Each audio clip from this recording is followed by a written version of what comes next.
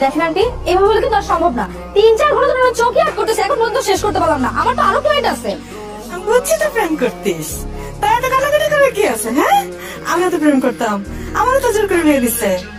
আরে তোর বাপের সাথে বিয়ে না হইলে এত টাকা উড়াইতে পারতাম কিভাবে?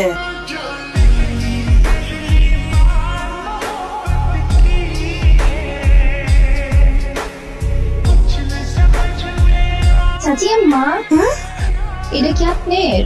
এটা আমার না। তাইলে কি আমার? আমি কি জানি? আরে টেনশন নিতে আছেন গেলা, আমি প্রেম ভাই, প্রেমের পক্ষের লোক। নাম কি আপনার? ভাই না সানির লগে আপনার মহব্বত আছে না? মনে কা অজ্ঞান করছি 30 মিনিট পর আমি তেন তুইতে যাবো। হ্যাপি বার্থডে ডিয়ার আব্বাজা, হ্যাপি বার্থডে টু ইউ। আব্বাজা, 30টা বছর হয়ে গেছে পলায় বিয়ে করছিলাম বলে তুমি আমার মাইনে নিতে পারো নাই।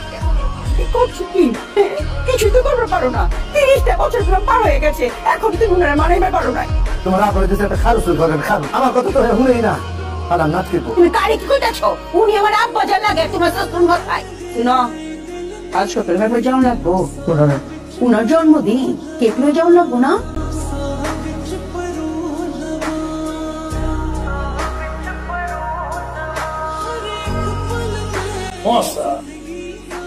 আমার বাবা কিন্তু কমিশনার। পুরা পুরান ঢাকা খুঁজে বেড়াইছি, এই মালে নাই। কমিশনারের মাইয়া আমরা বললো খামু ল সুন্দর করে কাটতে কইয়া। কই যাচ্ছেন? আমরা পালাইতাছি না, হাওয়া বাতাস গায়ে পড়ুন।